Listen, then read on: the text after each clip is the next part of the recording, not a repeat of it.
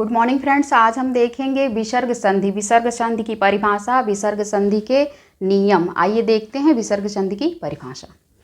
विसर्ग के बाद स्वर या व्यंजन का मेल होने पर विसर्ग में जो विकार या परिवर्तन होता है उसे हम विसर्ग संधि कहते हैं। ठीक, अब आगे हम उसके नियम देखेंगे। यदि विसर्ग के पहले अ और बाद में अ अथवा प्रत्येक वर्ग का तीसरा, चौथा, पांचवा वर्ण और अंतस्थ अथवा ह हो तो विसर्ग का परिवर्तन ओ में हो जाता है। ठीक, अब हम यहाँ देखेंगे और आसान तरीके से। जैसे हमने कहा विसर्ग के पहले अ, ठीक, तो ये विसर्ग है और विसर्ग के पहले अ आया हुआ है। ठीक, उसके बाद विसर्ग के बाद अ, तीसरा, चौथा, पांचवा अंतस्थ या ह हो। ठीक, तो तीसरा वर्ण क्या हुआ व्यंजन वर्ण में?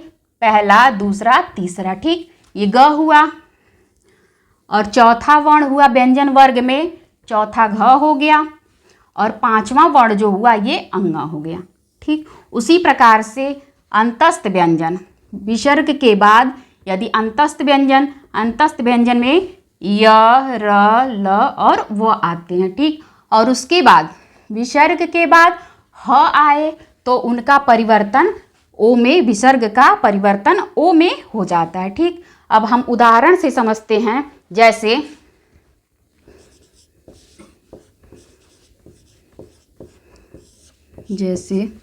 मनः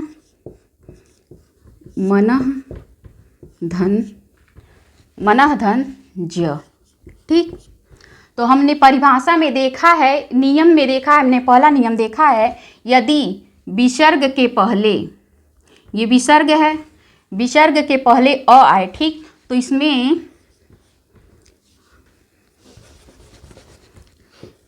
हम इसको तोड़ेंगे तो म धन अ धन न धन अ।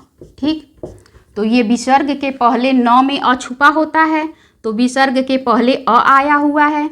विसर्ग के बाद तीसरा, चौथा, पांचवा या अंतस्थ व्यंजन या ह आए तो उनका परिवर्तन, विसर्ग का परिवर्तन ओ में हो जाता है। तो यहाँ पे तीसरा व्यंजन आया हुआ है, जैसे च, छ, ज। व्यंजन वर्ग का तीसरा वर्ण आया हुआ है तो यहाँ पे ज हुआ है। तो हम जानते हैं कि यदि विसर्ग के पहले अ आए और विसर्ग के बाद तीसरा, चौथा, पांचवा या अंतस्थ व्यंजन या ह आए तो उनका परिवर्तन, विसर्ग का परिवर्तन ओ में हो जाता है। तो हम इसको जोड़ के देखेंगे। अब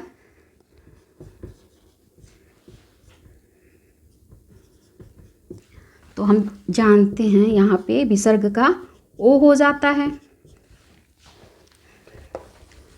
विसर्ग का परिवर्तन ओ में हो जाता है।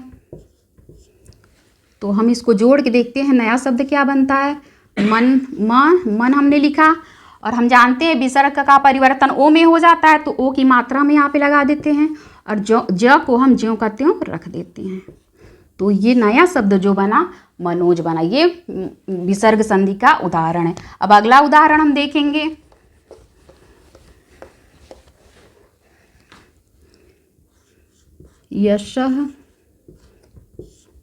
यशः धन दा। ठीक, ये उदाहरण विसर्ग है। तो हम जानते हैं कि यदि विसर्ग के पहले अ आए तो स में अ छुपा हुआ है। अगर हम इसको तोड़ेंगे तो ये अ अलग हो जाएगा। उसके बाद विसर्ग आया हुआ है। विसर्ग के बाद यदि तीसरा, चौथा, पांचवा या अंतस्थ व्यंजन या ह आए तो उनका परिवर्तन, विसर्ग का परिवर्तन ओ में हो जाता है। तो यहाँ पे तीसरा आया हुआ है त, थ, द। ठीक, तीसरा वर्ण आया हुआ है तो यहाँ पे द हो गया। तो विसर्ग का परिवर्तन ओ में हो गया। ठीक, अब हम इसको जोड़ के नया शब्द बनाते हैं, देखते हैं क्या बनता है। हमने यश को यहाँ लिख दिया, विसर्ग का परिवर्तन ओ में हो गया तो हमने ओ की मात्रा को यहाँ पे लिख दिया और दा को हमने यहाँ पे रख दिया। ठीक हो, ये नया शब्द जो बना यशोदा। अब इसी प्रकार से हम अगला उदाहरण समझेंगे।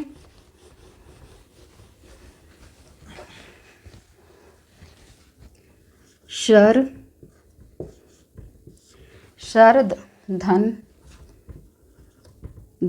सर के सर हमने लिखा, ठीक, और विसर्ग लगा दिया और वर, ठीक। हम जानते हैं विसर्ग के बाद यदि अ आता है और विसर्ग के बाद तीसरा प्रत्येक वर्ग का व्यंजन वर्ग का तीसरा, चौथा, पांचवा ये अंतस्थ व्यंजन में य, र, ल, व होता है और ह आता है तो उसका परिवर्तन, विसर्ग का परिवर्तन ओ में हो जाता है। तो हम देखते हैं नया शब्द जो बना, हमने सर को यहाँ पे उतार दिया, विसर्ग का परिवर्तन ओ में हो गया तो हम यहाँ पे ओ लिख देंगे और वर को हम यहाँ पे उतार देते हैं। तो ये नया शब्द जो बना सरोवर बना। इसी प्रकार से हम अगला उदाहरण देखेंगे।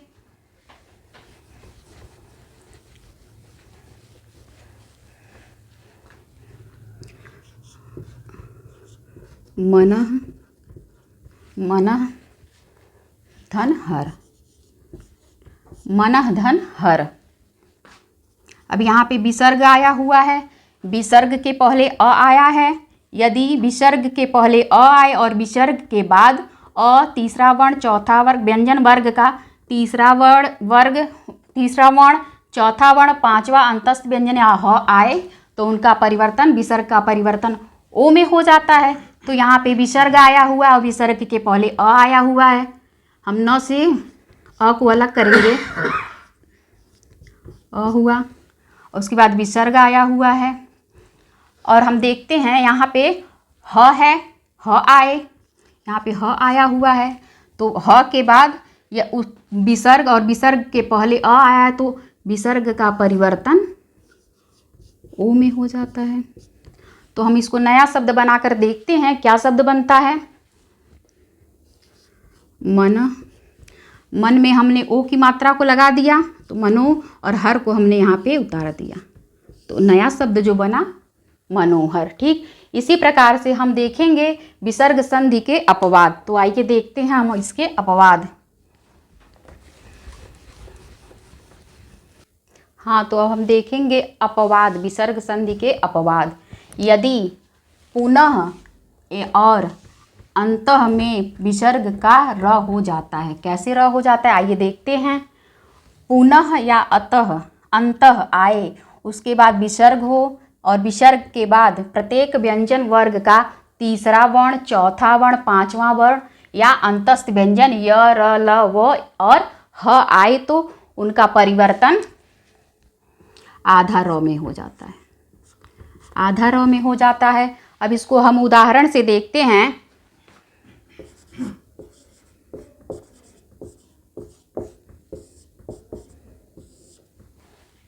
अंतः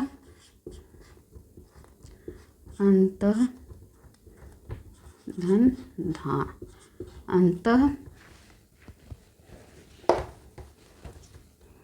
अंतः हो गया, उसके बाद धान, ठीक। हम जानते हैं विसर्ग के बाद अ आए और विसर्ग के बाद प्रत्येक व्यंजन वर्ग का तीसरा अक्षर, चौथा अक्षर, पांचवा अक्षर, अंतस्थ व्यंजन और ह आए तो उनका परिवर्तन र में हो जाता है। तो यहाँ पे विसर्ग के बाद त, थ, द, ध, न चौथा वर्ण आया है, जैसे त, थ, द, ध, न, ये व्यंजन वर्ण है और इसमें से चौथा वर्ण आया हुआ है, पहला, दूसरा, तीसरा, चौथा, ठीक। तो विसर्ग के बाद यदि चौथा, पांचवा अंतस्थ व्यंजन या ह आए तो र का विसर्ग का परिवर्तन र में हो जाता है, आधा र में हो जाता है। तो हम इसको जोड़ के देखते हैं क्या नया शब्द बनता है। तो आइए देखते हैं। अंतः और हमने धान को यहाँ लिख दिया और र को हम इसके ऊपर लिखेंगे तो नया शब्द बनेगा अंतर्धान, अंतर्धान, ठीक। अब इसी प्रकार से हम अगला उदाहरण देखेंगे, जैसे पुनः धन जन्म, ठीक। तो हमने देखा है विसर्ग के बाद पुनः या अंतः, विसर्ग के पहले पुनः या अंतः आए तो विसर्ग के बाद यदि व्यंजन वर्ग का तीसरा वर्ण, चौथा वर्ण, पांचवा अंतस्थ व्यंजन या ह आए तो इसका परिवर्तन, विसर्ग का परिवर्तन आधा र में हो जाता है। तो यहाँ पे इसका परिवर्तन आधा र में हो गया।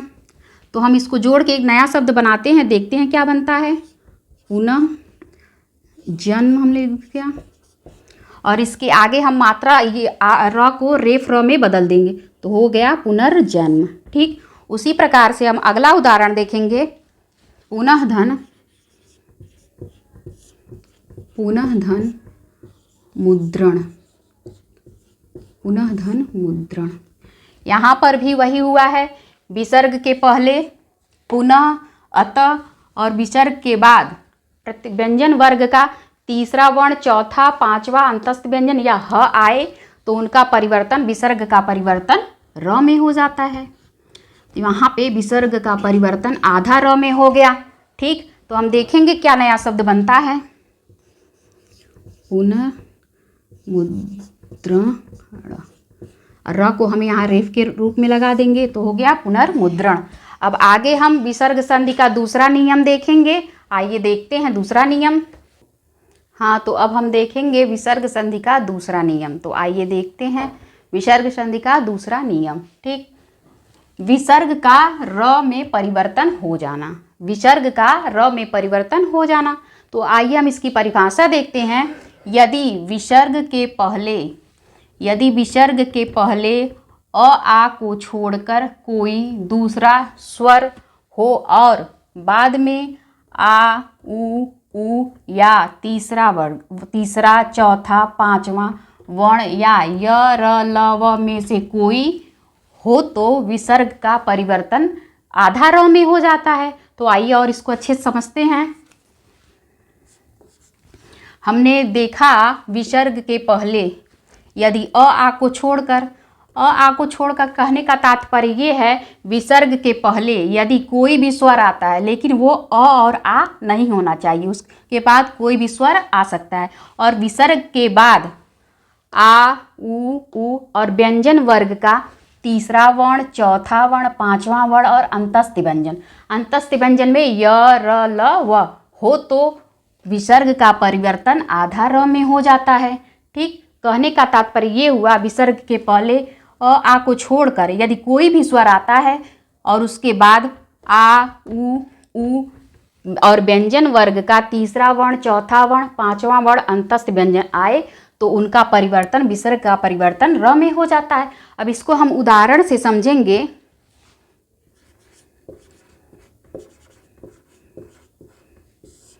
उदाहरण से हम समझते हैं, जैसे निह धन जल,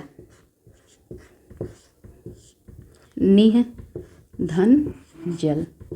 ठीक, तो हमने देखा है विसर्ग के पहले अ आ को छोड़कर, अ आ स्वर को छोड़कर यहाँ पे ई स्वर आया हुआ है, ह्रस्व ई स्वर आया हुआ है।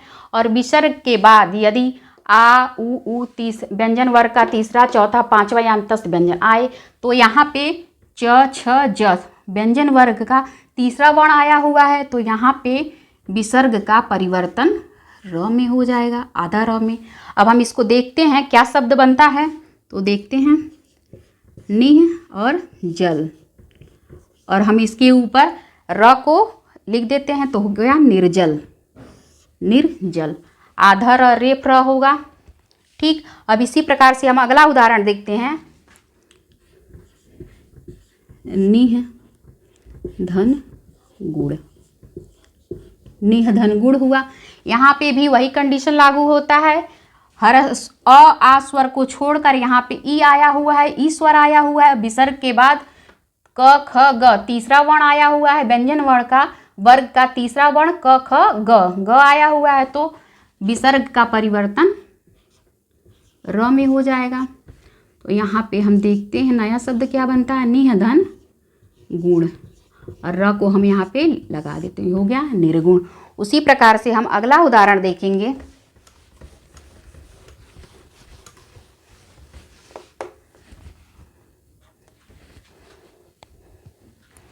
आशी, आशी धन वाद, आशी धन वाद। विसर्ग के बाद अ आ को छोड़कर, तो अ आ नहीं आया हुआ है यहाँ पे बड़ी ई आया हुआ है।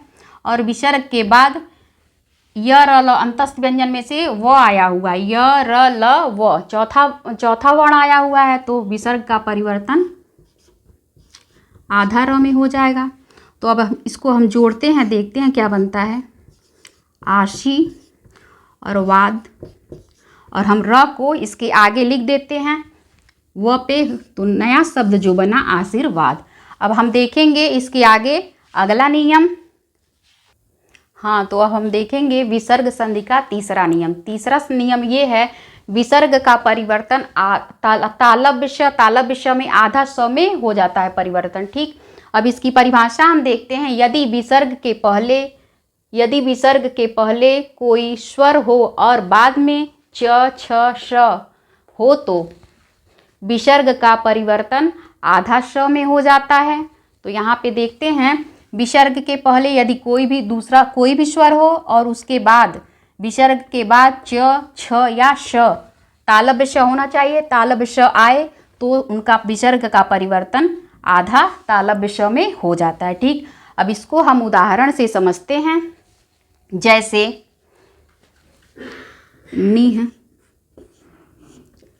निह धन छल। ठीक, निह धन छल। तो हम देखते हैं, विसर्ग के पहले कोई भी स्वर आए तो ई स्वर आया हुआ है, ह्रस्व ई है।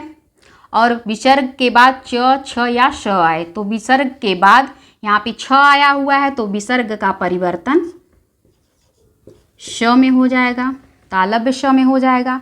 तो हम इसको जोड़ते हैं तो देखते हैं नया शब्द क्या बनता है, निह, और हम श को यहाँ लिखते हैं निश, और छल को हम यहाँ पे रख देते हैं।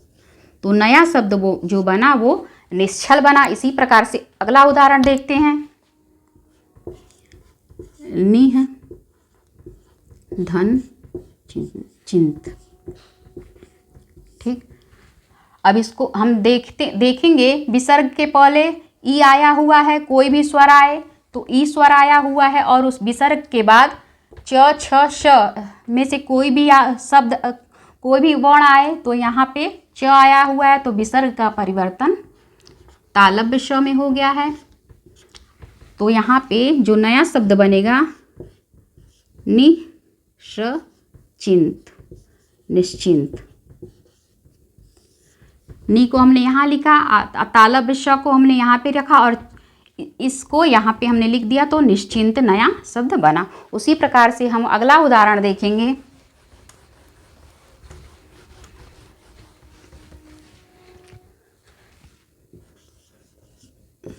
दूह धन चरित्र, चरित्र। ठीक, विसर्ग के पहले कोई भी स्वर आए और विसर्ग के बाद च या छ या स, इसमें से कोई भी वर्ण आता है तो विसर्ग का परिवर्तन तालव्य श में हो जाता है, तालव्य श में हो जाता। तो इसको हम जोड़ते हैं, दूष, आधा श यहाँ पे लिखते हैं, और चरित्र, तो ये बना दुष्चरित्र। अब इसी प्रकार से हम अगला उदाहरण देखेंगे। दूह धन शासन, शासन। यहाँ पे भी विसर्ग के पहले उ आया हुआ है, तो विसर्ग के पहले उ आए और उसके बाद च छ या श में से कोई भी वर्ण आए तो विसर्ग का परिवर्तन आधा श में हो जाता है। तो यहाँ पे जो नया शब्द बना दू, आधा श को हम यहाँ पे लिखते हैं और शासन को हम यहाँ पे उतार देते हैं, दुशासन। तो हमने देखा विसर्ग संधि में श संबंधी नियम। अब अगला नियम हम देखेंगे।